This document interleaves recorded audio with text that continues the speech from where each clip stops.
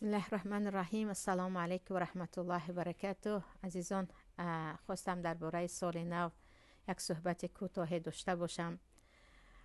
چگونه که میدانیم از اینکه ما با اتحاد سوویتی آمیخته گشتیم و اگرچه نامش آزادی بود ولی در بند کفار بودیم و برای ما هم زبان خود را، هم حرفهای کریلی خود را، هم فرهنگ خود را فرض کردند و خواسته و نخواسته مایان با آنها آمیخته شدیم.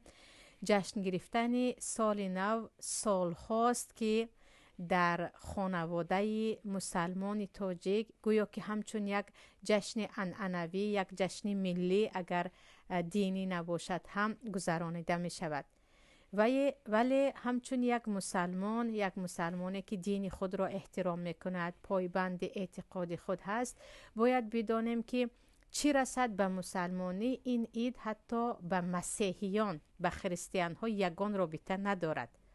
باید با منطق یا گفتیم از روی عقل سالم قضاوت کنیم که بابای برفین، درخت ارچه، نبیره بابای برفین، پوشیدن خلط و سرپوشی سرخ، کشیدن صورتهای آهو، گران کردن ارچه به عیسی مسیح چی رابطه دارد؟ چی رابطه دارد به یک پیامبر الله که این عید را میگن عید میلادی، یعنی تولد پسر خدا به گفته آنها، یا اینکه تولد خود خدا که در روی زمین بود که پروردگار پاک است از فرزند داشتن و پاک است از جسم بودن. و ببینید که این دینه که حتی به دین مسیحیان رابطه ندارد و این را دین مسیحیت هستگویان بافتن، همگی در آخرهای عصر 18 پیدا شده است و همگان میدانیم که بجز عرق نوشی، رقص و آمیختگی، سرودخوانی و برهنگی و دیگر آلودگی به تمام رذائل، این عید هیچ چیزی دیگری ندارد. اگر همون یک هدیه کوچکی بابای برفینی ساخته و بافته که اساسا خود پدر و مادران پول آن را میدهند ما نگویم، این عید هیچ خیر ندارد. قریب تمام مردم می نوشند، می رقصند، آمیختگی میکنند و خود روزهای هم در برنامه هایشون مسخره میکنند که 10 روز سال نو مردم دیگر به درجه حیوان بودن میرسند. اما کجاست یک مسلمانی با دین، یک عائله مسلمان که بگوید که فرزند من این دین، یعنی دین مقدس اسلام ما فقط 2 عید دارد، تو 2 عیده که پر از برکت هست، پر از خیر است، پر از مهربانی به بیچاره ها هست، هیچ آلودگی در آن نیست، با صدای الله اکبر و نماز شروع می شود. نه، برعکس پدر و مادرانی هم هستند که میگویند فرزندمون رو اگر به این عید ارچه روان نکنیم فرزندمون خودش رو تنها حس میکند، آخر گریه میکند، خودش ما در مهاجرت هستیم، گریه کردن او رو نمیخواهیم ببینیم. یعنی پدر و مادری که تا این اندازه گویا مهربانی فرزند خود هستند، تا چه اندازه تصور کنید آنها خواطر هستند به دین کودک خود.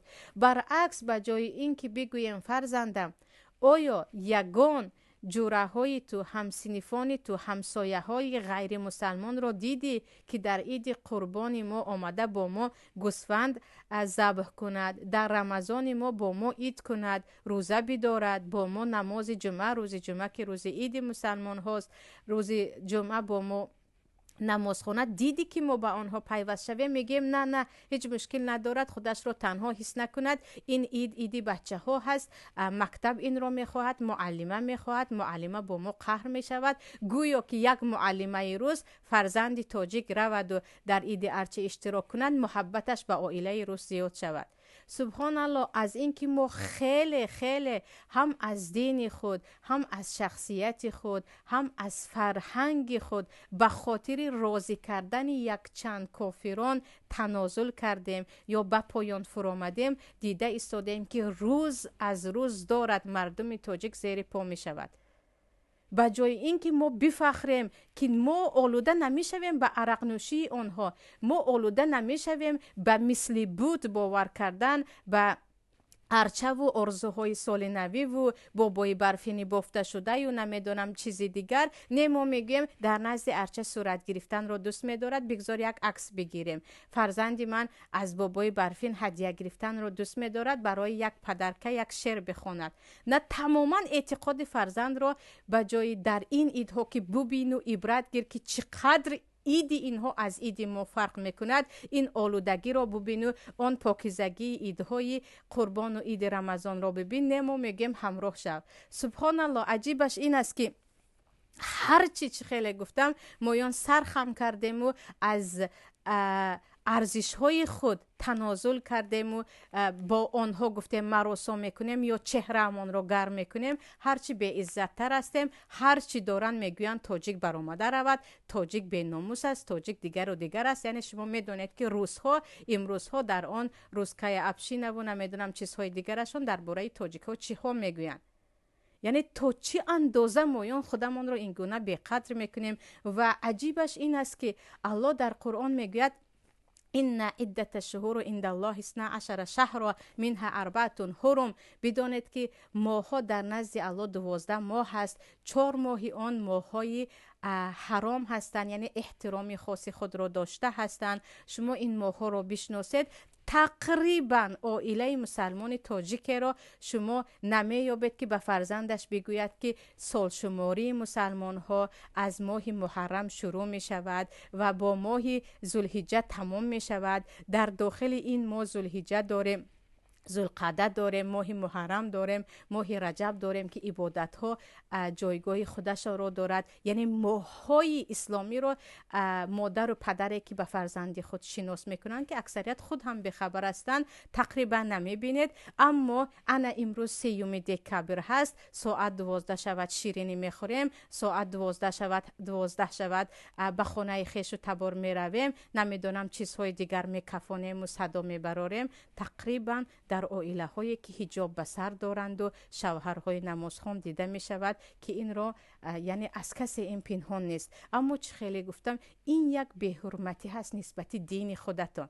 با این اصلا یگان مسلمان عزت پیدا نمی کند. حتی ایدهای عادی مردمی را پیامبر صلی الله علیه و سلم وقتی به مدینه آمدن گفتن نه، به جای این 2 عید خود را که الله برای شما عید اعلان کرده است، عید رمضان و عید قربان، آن را عید کنید، دیگر عید شما نداره، تمام خرسندی هایتان را در آن روز کنید. چیزی دیگر این است که سبحان الله، بجای اینکه بگوییم سالی، یعنی منطقا اگر فکر کند هم یک آدمی مسلمان و غیر مسلمان، از چی است که شما 2025 را جشن میگیرید؟ 1 سال عمرمون رفت، بجای اینکه گریه بکنیم که 2024 تمام شد، از وی سال تا این سال من چی کار کردم؟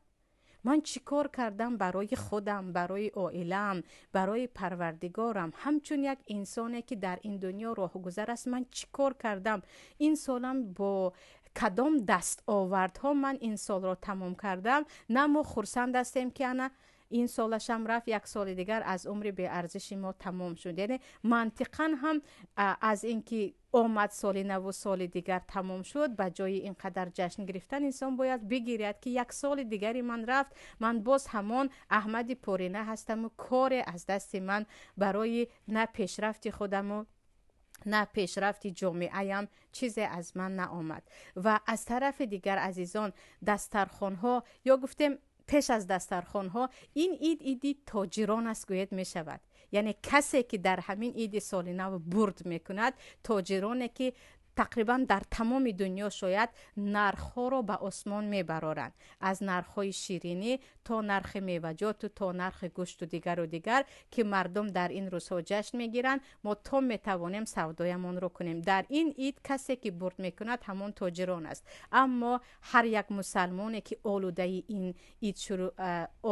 این عید گناه میشود، اگرچه دسترخوانش از عرق و مشروبات اسپریتی دور باشد، هم بدانید که او تقلید به کافران دارد. و پیامبر صلی الله علیه و سلم میگن من تشبه بقوم فهو منهم. به قوم خودت را مانند کردی، تو از آنها هستی، به آنها راضی هستی، تو هم مثل آنها هستی.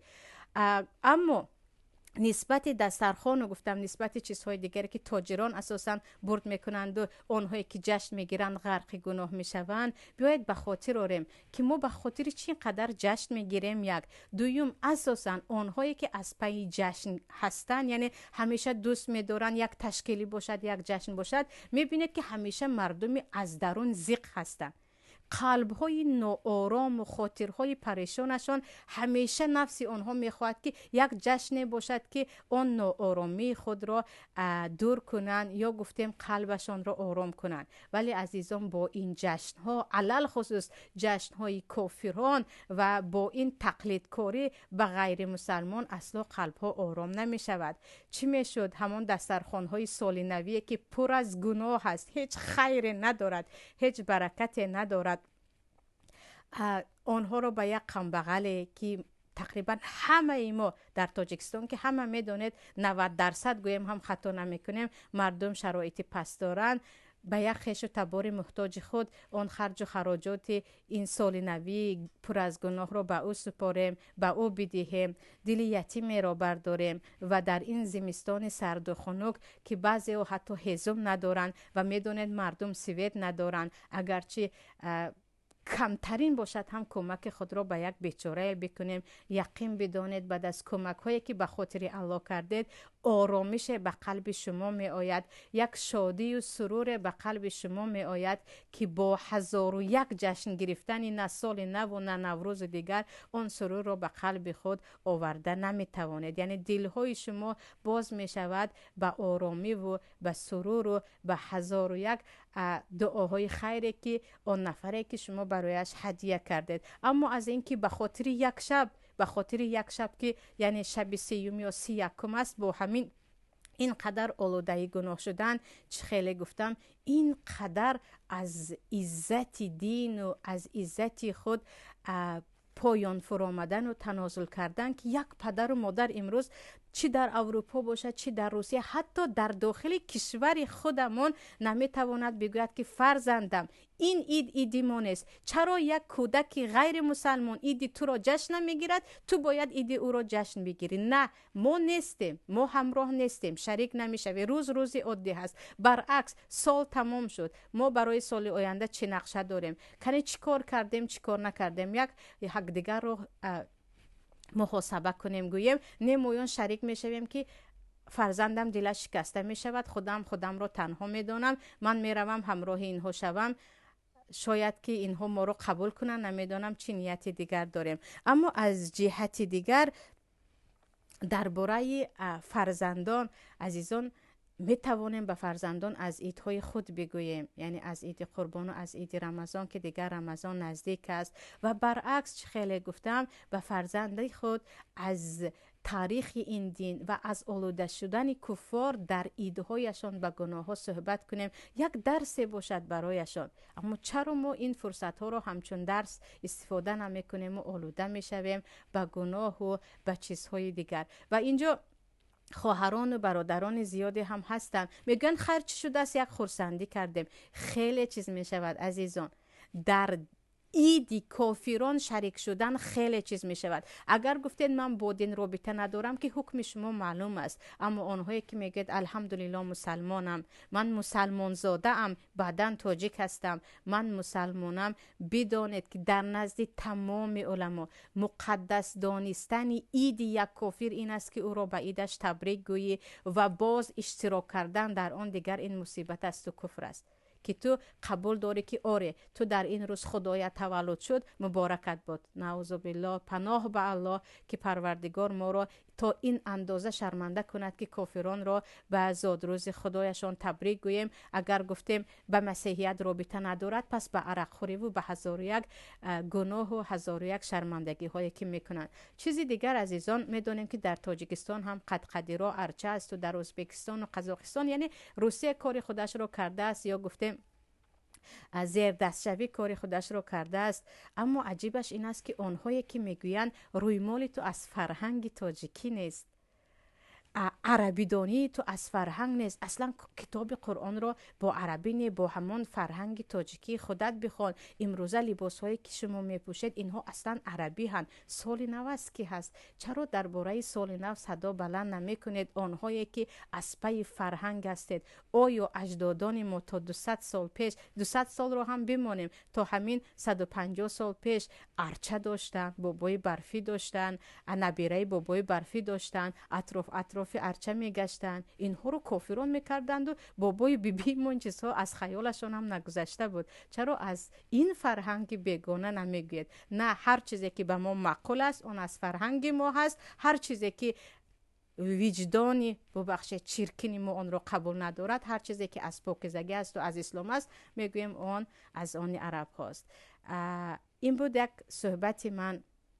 اگرچه در این باره باید بسیارتر میگفتیم، ولی عزیزان به خاطر همین یک شب، به خاطر یک شبی که زود میگذرد، خواهر من چه در تاجیکستان چه بیرون از تاجیکستانی، خود و عائله خودت را غرق گناه، غرق کفر نساز.